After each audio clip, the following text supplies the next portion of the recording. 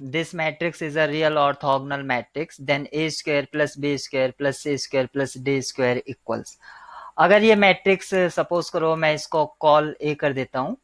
तो ये मैट्रिक्स एक ऑर्थोगोनल मैट्रिक्स है और हमें इसका वैल्यू बताना है a square plus b square plus c square plus d square का।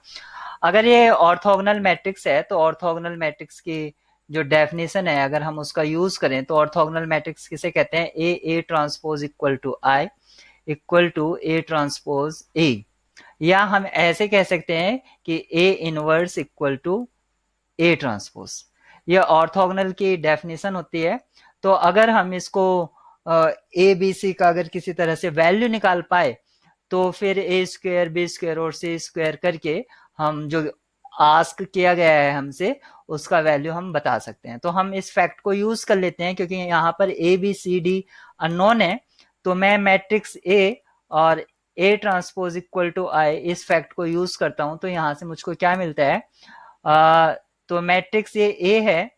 और ये इसका ट्रांसपोज है, तो ट्रांसपोज को मैं लिख लेता हूं क्योंकि ये तो मैट्रिक्स लिखा हुआ है ही। तो √5/3 -2/3 यहाँ पर सी, दूसरा जो मेरा कॉलम बनेगा 2/3 √5/3 और ये डी हो जाएगा, और जो मेरा थर्ड कॉलम बनेगा वो AB1। अब इसकी फर्स्ट रो और इसका फर्स्ट कॉलम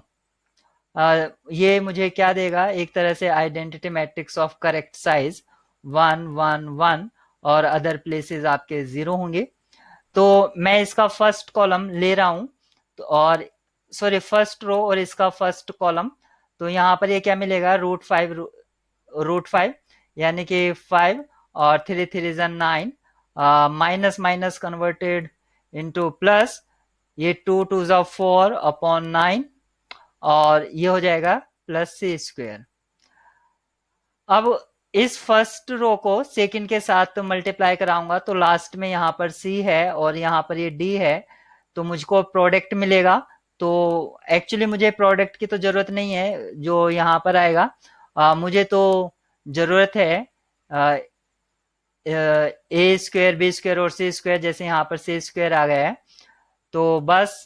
जो अदर प्लेस होगा ऐसे ही वो यहाँ पर मुझको क्या देगा, जब मैं इसको इसके साथ कराऊंगा तो सी देगा मुझे, जबकि मुझे सी नहीं सी स्क्वायर चाहिए, तो वो यहाँ से मिल गया। ऐसे ही मैं सेकेंड रो और इसको कराऊंगा तो यहाँ पर सी डी आ जाएगा जो मुझको नहीं चाहिए।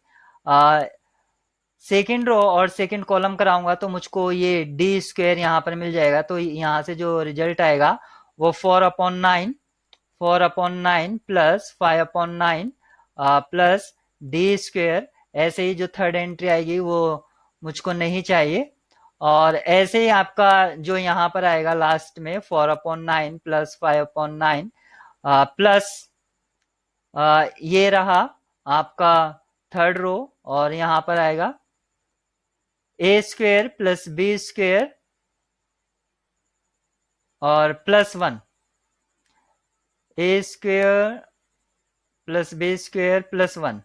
तो लास्ट की जो एंट्री आएगी यहाँ पर ये ना कि a square plus b square plus 1, इस तरह से जो ये मैट्रिक्स आया जो हमें मिलता है वो किसके इक्वल है, आइडेंटिटी मैट्रिक्स। तो ये फर्स्ट फिर हम आइडेंटिटी मैट्रिक्स लिख देते हैं 1 0 0 0 1 0 0 0 1, और इक्वलिटी ऑफ टू मैट्रिक्स से हम इन दो मैट्रिक्स को कंपेयर कर सकते हैं। तो ये जो वैल्यू होगी इक्वल टू 1 हो जाएगी, ऐसे ये वैल्यू इक्वल टू 1 और ये जो वैल्यू है वो भी इक्वल टू 1 हो जाएगी। तो ये लाइक फ्रैक्शन है दोनों, तो 5 और 4 9 9/9, यहाँ पर 1 आ जाएगा, 1 से 1 कैंसिल आउट हो जाएगा, तो सी स्क्वायर इक्वल टू आपका 0 आ गया। ऐसे यहाँ से भी ये लाइक फ्रैक्शन है, यहाँ से 1 आएगा, 1 से 1 कैंसिल आउट हो जाएगा, तो डी स्क्वायर इक्वल टू यहाँ से 0 आ गया, और ऐसे ये 1 हो जाएगा। और यहाँ पर ये आपको जो मिलेगा a square plus b square plus 1, a square plus b square plus 1 equal to 1, तो 1 से 1 कैंसिल आउट हो जाएगा, तो a square plus b square equal to क्या आ गया, 0। तो हमें जो चाहिए था वो हमें जो रिजल्ट में चाहिए था a square plus b square plus c square plus d square, इसका वैल्यू जीरो, इसका वैल्यू जीरो, इसका वैल्यू जीरो, तो फाइनल वैल्यू जीरो आ गया। तो अभी आपने देखा हम इसको यूज कर रहे थे, और अभी आपने ये भी देखा है कि जो मैट्रिक्स है उसको इसके साथ मल्टीप्लाई, यानी कि अगर कोई ऑर्थोगोनल मैट्रिक्स है तो यहां से हमें ये भी पता चल जाता है कि उसका जो फर्स्ट को फर्स्ट जब ट्रांसपोज लेते हैं, यानी कि फर्स्ट रो और फर्स्ट कॉलम, तो वो जो रिजल्ट देता है वन देता है। एक्चुअली यहाँ पर जो फैक्ट मैं यूज करने जा रहा हूँ, इसको शॉर्ट ट्रिक से मैं इसको करने जा रहा हूँ। तो इसका शॉर्ट ट्रिक क्या है कि फर्स्ट रो को जब फर्स्ट कॉलम से करेंगे तो वो ऑटोमेटिक वन देता है, यानी कि रो और या कॉलम वो आपके यूनिट मैग्नीट्यूड होते हैं, यूनिट मैग्नीट्यूड। तो इसका जो होता है कि यूनिट मैग्नीट्यूड होता है। तो अगर मैं इस फैक्ट को यूज कर लेता हूं तो यहां पर आप देखेंगे लास्ट रो, क्योंकि मुझे ए स्क्वेयर प्लस बी स्क्वेयर, तो इसी को इसी के साथ मल्टीप्लाई कराऊंगा, यानी कि आप ऑर्थोगोनल मैट्रिक्स के लिए ये 2 पॉइंट्स याद रखें कि रो या कॉलम्स को एनी एनी टू रोज या कॉलम को multiply, sorry, any two rows और कॉलम को अगर डॉट प्रोडक्ट लेते हैं तो उसका डॉट प्रोडक्ट जीरो होगा, और हर एक रो यानी कि ईच रो या कॉलम वो यूनिट स्केल स्केल होते हैं, यूनिट मैग्नीट्यूड आप कह सकते हैं, यूनिट मैग्नीट्यूड होता है उनका। तो यहाँ पर आपको ये पता चला, तो अगर यूनिट स्केल होते हैं तो यहाँ से मुझको क्या मिलेगा, लास्ट रो से a square plus b square plus one equal to one, तो यहाँ से डायरेक्ट मिल जाता है a square plus b square equal to zero. और ऐसे ही अगर मैं इस कॉलम को ले लेता हूँ लास्ट वाले को, तो c square plus d square plus one equal to one, ऐसे ही ये मिल जाता है, तो c square plus d square equal to zero. यहाँ पर आपको डायरेक्ट मिल जाता है इसका फाइनल वैल्यू जीरो। तो हमें ये जो डेफिनेशन से मैंने बताया उसका भी यूज करने की जरूरत नहीं है। और अगर आप इनको देखें यहाँ से भी कर सकते हैं कि इसका इसी के साथ डॉट प्रोडक्ट ले लीजिए, यानी कि तो